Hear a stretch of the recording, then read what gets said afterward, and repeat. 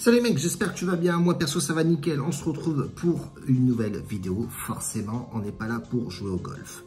Si t'es pas encore abonné à cette chaîne, je te laisse t'abonner juste là. Mets-moi un petit pouce pour le référencement. Ça peut faire du bien à la chaîne. Dernier match joué, dernière vidéo plutôt postée. Napoli qui rencontrait Spezia. 3 buts dans le match, on avait demandé. 1-0. Match très compliqué fermé. C'est le football. Voilà. Offenheim-Mayence. Mayence prend un carton rouge. On avait demandé 2 buts pour Mayence. Ils arrivent quand même à claquer un but en jouant à 10. Mais ils ont quaqué. Voilà. Un coup on gagne, un coup on ne gagne pas. On va partir sur la Ligue des Champions aujourd'hui. On va discuter de tout ça, bien entendu, en aparté. Voir qu'est-ce qu'il faut jouer, qu'est-ce qu'il ne faut pas jouer. On va faire le tour, grosso modo. On va essayer de donner 3 matchs qui nous paraissent plutôt plausibles, avec une sélection bien entendu. On va regarder un petit peu éventuellement les matchs à jouer ou les matchs pièges. Et on va voir ça de suite. Donc on passe sur Liverpool-Ajax. Voilà. Liverpool, honnêtement, c'est pas en forme en ce moment. C'est un peu chaotique côté Liverpool. Sachant que le dernier match de Liverpool contre Naples en Ligue des Champions, ils sont pris 4-1.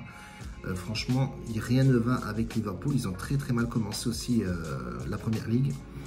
Ils ont encore perdu là contre Manchester United 2-1. C'est vraiment chaotique. Après, bon voilà, ils ont su gagner contre Dortmund. Ils ont su gagner contre Newcastle 2-1. C'est un match très compliqué. Ils ont arraché un nul contre Everton. Et là, ils perdent en Ligue des Champions 4-1. Et on a une équipe en face de l'Ajax qui a très bien commencé le championnat et la Ligue des Champions. Ok, d'accord. Ils ont rencontré Rangers sans faire non plus trop de descendre trop les Rangers, mais 4-0 à domicile. Ils ont fait des bonnes prestations en championnat, notamment en déplacement au Spartak Rotterdam et à Utrecht, etc. Donc on voit vraiment une équipe de l'Ajax qui est très en feu et qui peut éventuellement faire une surprise. Alors ce que je ne comprends pas trop, effectivement, c'est que les books négligent complètement, manque de respect à l'Ajax, avec une cote à 5,20 victoires à l'extérieur. Ok, d'accord.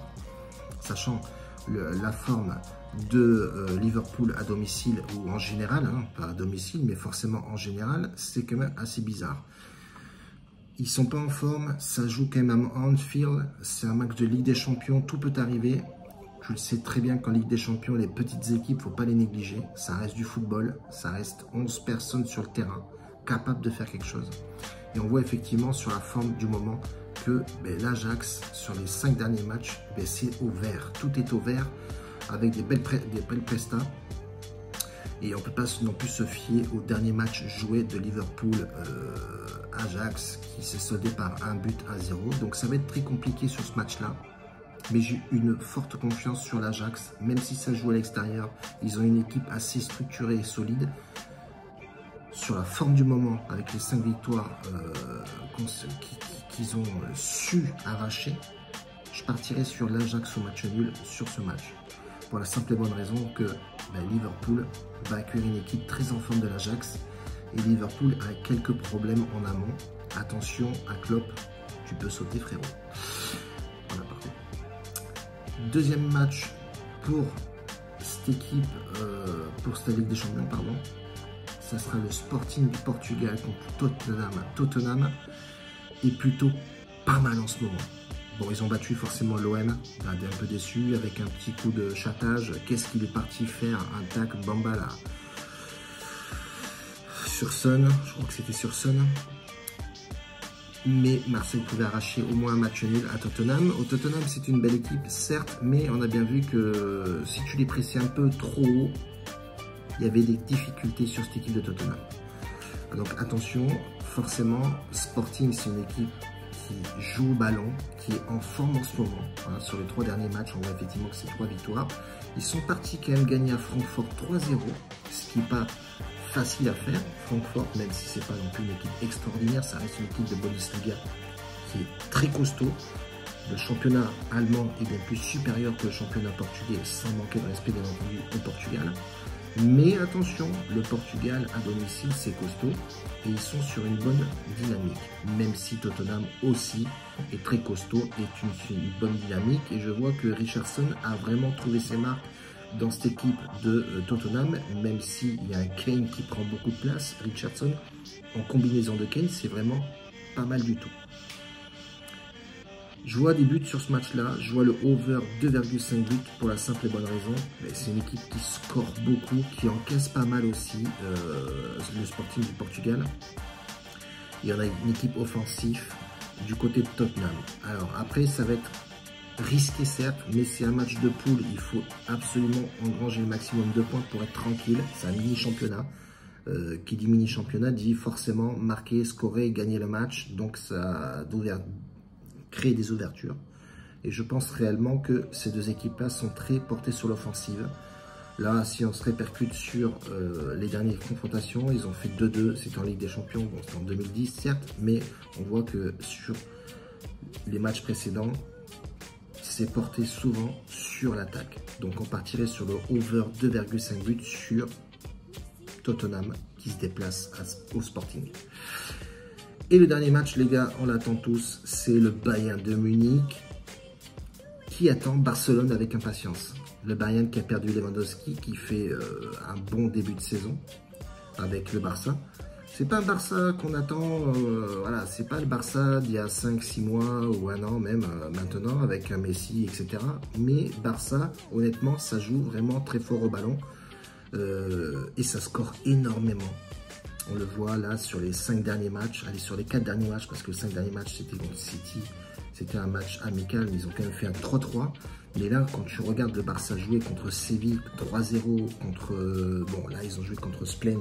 En Ligue des Champions, ils ont gagné 5-1, c'était à domicile. Ils sont déplacés à Cadiz 4-0.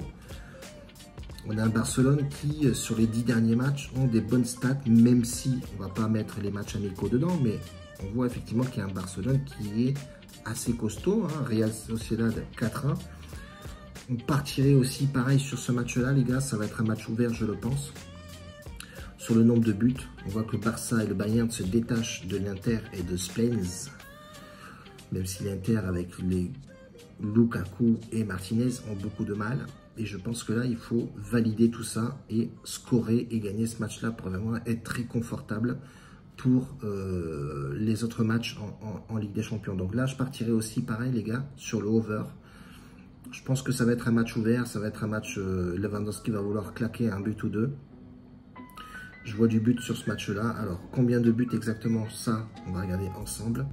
Mais je pense que déjà, même, je ne vais même pas partir sur le nombre de buts, les frères. On va partir sur les deux équipes marquées, mais la cote est vraiment dégueulasse. Alors, vous pouvez le prendre et combiner avec un autre match. Les deux équipes marquent, c'est 1,41. Elle n'est pas si baissée que ça, en fait, mais bon, voilà. Je pense que c'est fort plausible. Le Barça va vouloir aller claquer un but à l'extérieur. Et bon, le Bayern de Munich, on le sait. Mais Bayern de Munich, voilà, avec... Même si Mané est parti là-bas, même s'il y a eu quelques changements, c'est pas un Bayern de Munich comme on a eu l'habitude de voir. Je ne le trouve pas non plus flamboyant de ouf en termes de niveau. Voilà, ça gagne des matchs, certes. Mais bon, ils se font accrocher par le Stuttgart 2-2. Union Berlin 1-1. Donc c'est pas, voilà, ça reste quand même assez aléatoire. Là contre Mönchengladbach, ils ont fait 1-1 aussi. Je pense que Bayern Barça aussi, pareil, je les vois un poil au-dessus. C'est pas, je ne les vois pas non plus super au-dessus, mais attention à ce match-là. Et avoir un Barcelone à côté à 3,60, c'est quand même étonnant. Donc on part sur les deux équipes marquent sur ce match-là. Cote à 1,41, elle n'est pas ouf, mais elle est combinable avec un autre match. Je vous laisse là-dessus. On se retrouve demain pour d'autres pronostics. N'oublie pas, viens sur Telegram, frérot, balance le pouce. Et puis c'est tout, bordel. La bise, ciao.